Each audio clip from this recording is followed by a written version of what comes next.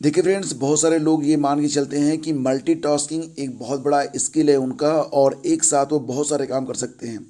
खासतौर से जब आप पढ़ाई कर रहे होते हैं उसी समय आप अपना मोबाइल फ़ोन भी चला रहे होते हैं, यूट्यूब भी देख रहे होते हैं और नोटिफिकेशंस भी चेक कर रहे होते हैं और किसी से फ़ोन पर बात भी। ये अच्छी चीज़ नहीं है फ्रेंड्स। हमारा दिमाग इस प्रकार से नहीं बना है कि वो एक साथ कई सारे लेवल पर अपना फोकस कर सके। इसलिए डेली अपना टारगेट सेट करिए। टारगेट सेट करते समय अपनी क्षमताओं का, अपने समय का ध्यान रखिए और एक समय में एक काम करो। और ऐसा करते समय अपनी पूरी आत्मा उसमें डाल दो और बाकी सब कुछ भूल जाओ। नमस्कार दोस्तों, स्वागत है आप सभी का स्टडी विद ज्ञान प्रकाश में। आज 4 फरवरी है, दिन शुक्रवार का। आइए शुरू करते हैं आज के दैनिक रोजगार समाचार। तो पहली खबर है फ्रेंड्स की, अगर आप आईएएस, आईपीएस या फिर आईएफएस जैसी प्रसिद्ध सेवाओं में जाना चाहते हैं तब आपके लिए यूनियन पब्लिक सर्विस कमीशन का नोटिफिकेशन जारी कर दिया गया है और ये नोटिफिकेशन 2 फरवरी को जारी हुआ है। पूरा नोटिफिकेशन हम एक अलग वीडियो में करेंगे डिस्कस, क्योंकि काफ़ी लंबा है और इसमें आपको मैं वो सारी चीज़ें बताऊंगा कि आप किस प्रकार से यूपीएससी की तैयारी कर सकते हैं। प्री की परीक्षा में क्या होता है और कौन कौन से टॉपिक होते हैं, मेंस की परीक्षा में क्या क्या पढ़ना होता है, मेंस की परीक्षा में कितने पेपर होते हैं, कितने क्वालिफाइंग होते हैं, कितने अंकों की परीक्षा होती है, इंटरव्यू किस प्रकार से होता है और बाकी की सारी चीज़ें। फिलहाल आपको ये बता दें कि 2 फरवरी को नोटिफिकेशन जारी हुआ है। 22 फरवरी तक आप upsc.gov.in पर जाकर आवेदन कर सकते हैं। पदों की संख्या के बारे में बात करें तो देखिए 21 साल से लेकर 32 साल के बीच में अगर आपकी उम्र है, हालांकि एज रिलैक्सेशन भी आपको मिलेगा रूल्स के मुताबिक, लेकिन अगर आपकी उम्र 21 वर्ष से लेकर 32 वर्ष के बीच में है 1 अगस्त 2022 को, तब आप यहाँ पर आवेदन कर सकते हैं। आईएएस बनने के लिए कुल 861 पद हैं। ठीक है, इंडियन एडमिनिस्ट्रेटिव सर्विस के लिए 861 पद, बैचलर डिग्री होनी चाहिए। और इंडियन फॉरेस्ट सर्विसेज के लिए 151 पद हैं। इसके लिए भी बैचलर डिग्री होनी चाहिए, लेकिन इसके लिए कुछ कंडीशंस हैं, जैसे कि animal husbandry and veterinary science, botany, chemistry, geology, mathematics. तो ये मान चलिए कि अगर आप साइंस बैकग्राउंड के हैं तभी आप आईएफएस, इंडियन फॉरेस्ट सर्विसेज में अप्लाई कर पाएंगे।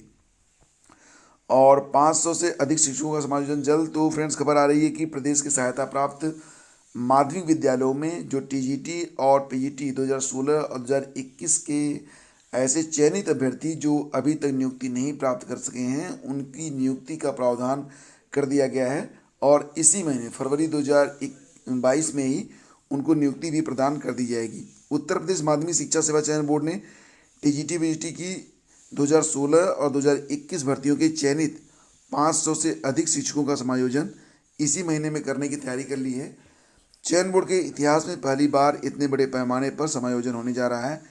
टीजीटी पीजीटी 2016 में चयनित तकरीबन 350 शिक्षकों की समायोजन सूची 2 सप्ताह में आने की संभावना जताई जा रही है और 2021 के जो चयनित हैं 200 से अधिक शिक्षकों का समायोजन फरवरी के अंत तक होने की उम्मीद है। हालांकि 2021 की समायोजन सूची अभी फाइनल नहीं हो सकी क्योंकि लगातार प्रत्यावेदन आ रहे हैं। प्रदेश के 4500 से अधिक सहायता प्राप्त माध्यमिक स्कूलों में नई भर्ती के लिए चयन बोर्ड को टीजीटी पीजीटी के तकरीबन 5000 रिक्त पदों की सूचना ऑनलाइन मिली है। बोर्ड ने नई भर्ती शुरू करने से पहले चयन के बावजूद भटक रहे शिक्षकों के समायोजन का निर्णय लिया है।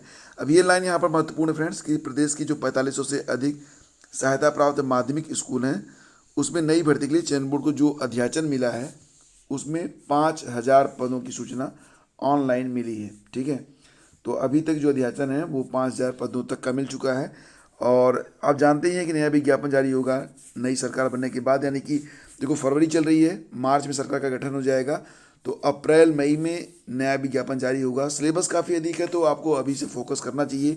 ये खबरें हमें श्योर करती हैं कि नया विज्ञापन जरूर आएगा और बस इतना ही पर्याप्त है। विज्ञापन जारी करना ये सिस्टम का काम है, तैयारी करना आपका काम है। दोनों अलग अलग चीज़ें हैं, आपको तैयारी में फोकस करना चाहिए क्योंकि सूचना तो मिल ही रही है कि शिक्षक भर्ती का नया विज्ञापन आएगा, प्राइमरी में भी, जूनियर में भी, और सॉरी प्राइमरी में भी और टीजीटी पीजीटी का भी। जूनियर के बारे में अभी कोई बहुत श्योर न्यूज़ नहीं है। और बात करें फ्रेंड्स, अगर आप जूनियर शिक्षक भर्ती के बारे में, तो प्रदेश के सहायता प्राप्त जूनियर हाई स्कूल में सहायक अध्यापक और प्रधानाध्यापक जो भर्ती परीक्षा हुई थी तो परिणाम जारी होने के बाद पूरी की पूरी प्रक्रिया ठप पड़ी है। अभ्यर्थी भर्ती प्रक्रिया आगे बढ़ाने की मांग को लेकर कई बार सचिव पीएनपी कार्यालय और शिक्षा निदेशालय पर प्रदर्शन भी कर चुके हैं, लेकिन इसके बावजूद भी भर्ती प्रक्रिया जहां की तहां अटकी पड़ी है। और देखिए फ्रेंड्स, जूनियर हाई स्कूल में सहायक अध्यापक के लगभग 1500 और प्रधानाध्यापक के लगभग अगर देखा जाए 300, मिला जुलाकर लगभग पौने 1900 कह सकते हैं आप, पदों के लिए विज्ञापन निकाला गया था। परीक्षा अक्टूबर के महीने में करवाई गई और इसका परिणाम भी आ गया, लेकिन इसके बावजूद अभी तक नियुक्ति की जो प्रक्रिया है, फाइनल मेरिट जो है वो नहीं बन सकी है। तो यहाँ पर कई अभ्यर्थी हैं लगातार जो है वो संपर्क में बने हुए हैं आयोग के, लेकिन उसके बावजूद कोई भी सकारात्मक न्यूज़ नहीं निकल के आ रही है। यहाँ पर देखिए तो शिक्षा निदेशालय में अफसरों से जब मिले हैं अभ्यर्थी, तो इस पर वहाँ से ये बताया गया कि अभी परिणाम पीएनपी कार्यालय की ओर से भेजा नहीं गया है। तो अभी फ़िलहाल थोड़ा सा इंतज़ार आपको और करना पड़ेगा। तो ये परिणाम जो हैं जब भेजे जाएंगे पीएनपी की ओर से शिक्षा निदेशालय में, उसके बाद ही प्रक्रिया आगे बढ़ेगी और मुझे लगता है कि अभी इसमें एक आध महीने का समय लग सकता है। और दिशा निर्देश राज्यों से विचार विमर्श के बाद महत्वपूर्ण संशोधन किए गए हैं। क्या कि इस केंद्र ने स्कूल खोलने का फैसला राज्यों पर छोड़ दिया है।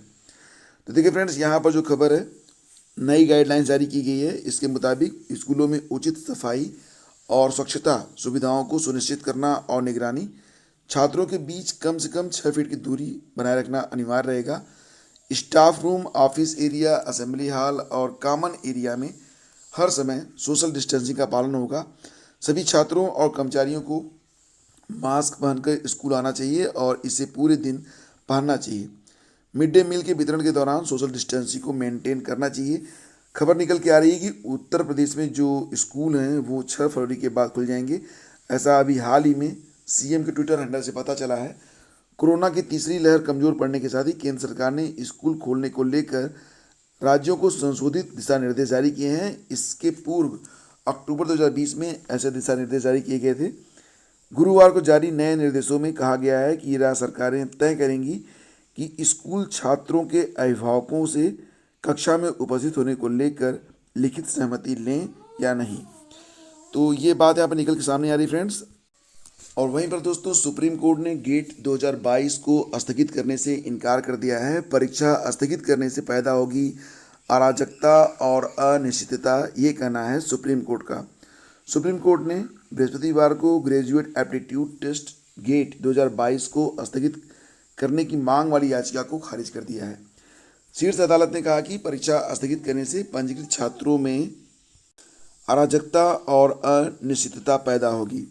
इंजीनियरिंग कॉलेजों में देखिए फ्रेंड्स, इंजीनियरिंग कॉलेजों में स्नातकोत्तर में प्रवेश के लिए आयोजित होने वाली यह परीक्षा 5 फरवरी को होनी थी। जस्टिस डीवाई चंद्रचूड़ सिंह और जस्टिस सूर्यकांत और जस्टिस विक्रमनाथ की पीठ ने कहा कि हम परीक्षा से सिर्फ 48 घंटे पहले एक याचिका पर विचार करने के लिए तैयार नहीं है, क्योंकि नियामक अथॉरिटी के कर्तव्यों और जिम्मेदारियों को खत्म करने का कोई व्यापक कारण नहीं है। गेट 2022 9 लाख से अधिक छात्रों के शामिल होने की उम्मीद है और कुछ छात्रों ने कोविड-19 महामारी की तीसरी लहर का हवाला देते हुए इसे स्थगित करने के लिए अदालत का दरवाज़ा खटखटाया है। पीठ ने कहा कि सब कुछ खुल रहा है और अदालतों के लिए अकादमिक मामलों में कदम रखना सही नहीं है। पीठ ने कहा कि इस अदालत के लिए संविधान के अनुच्छेद 32 के तहत अपने अधिकार क्षेत्र का प्रयोग करते हुए नियामक अथॉरिटी के कर्तव्यों और कार्यों को बदलने का कोई व्यापक कारण मौजूद नहीं है। अथॉरिटी ने कहा कि परीक्षा की समय सारणी के संबंध में निर्णय लिया गया है। आईआईटी खड़गपुर इस परीक्षा को आयोजित करने वाली नोडल एजेंसी है। फिलहाल अब ये परीक्षा अपने तय समय पर ही होगी। कोर्ट ने यह भी कहा कि दावे से कैसे कह सकते हैं कि 1 महीने में स्थिति सुधर जाएगी। 9 लाख छात्र परीक्षा में शामिल होने हैं, जबकि तकरीबन 20,000 ने ही इसे टालने वाली ऑनलाइन याचिका पर हस्ताक्षर किए हैं। ऐसे में छात्रों के कैरियर से हम कैसे खेल सकते हैं। और देखिए फ्रेंड्स, कहा गया कि एक याचिकाकर्ता का प्रतिनिधित्व करने वाले वकील सतपाल सिंह ने कहा कि अभी परीक्षा आयोजित करना अनुचित है, क्योंकि कई राज्यों में सप्ताहांत कर्फ्यू तथा अन्य कोरोना प्रतिबंध लागू हैं। इसके अलावा जारी दिशा निर्देशों में यह भी कहा गया कि हल्के लक्षण वाले छात्रों को भी परीक्षा से बाहर कर दिया जाएगा। ऐसे में परीक्षा 1 महीने के लिए टाल दी जाए। फिलहाल अब ये परीक्षा अपने तय समय पर ही हो रही है और ये पूरी खबर है। इसका सारा संक्षेप यही है कि परीक्षा में सुप्रीम कोर्ट ने हस्तक्षेप करने से इनकार कर दिया है। और वहीं पर भर्तियों में भ्रष्टाचार और बेरोजगारी के मुद्दे पर प्रतियोगी छात्रों ने उत्तर प्रदेश उच्चतर शिक्षा सेवा आयोग पर निशाना साधा है। प्रतियोगी छात्र असिस्टेंट प्रोफेसर भर्ती प्रक्रिया पर सवाल उठाते हुए इंटरव्यू प्रक्रिया की वीडियोग्राफी कराए जाने की मांग पर अड़े हैं। उन्होंने मुख्य सचिव को पत्र लिखकर भर्तियों में हो रही देरी और भ्रष्टाचार के मामले में कार्रवाई की मांग की है। प्रतियोगी छात्र चाहते हैं कि यूपीएससी के अध्यक्ष, अधिकारियों और कर्मचारियों की संपत्ति की जांच कराई जाए। साथ ही नकल माफिया के साथ उनके गठजोड़ को लेकर जो आरोप लगते रहे हैं उनकी भी जांच होनी चाहिए। प्रतियोगी छात्रों ने अपना मांग पत्र सोशल मीडिया पर वायरल करते हुए भर्तियों में देरी का मुद्दा भी उठाया है।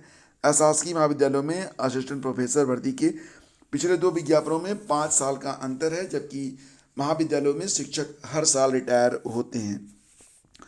तो यहाँ पर मांग की जा रही है कि जो इंटरव्यू हो उसकी वीडियोग्राफी होनी चाहिए। और इसी के साथ ऑयल इंडिया लिमिटेड में भर्ती आई हुई है। न्यूनतम आयु सीमा 18 वर्ष और अधिकतम 38 वर्ष।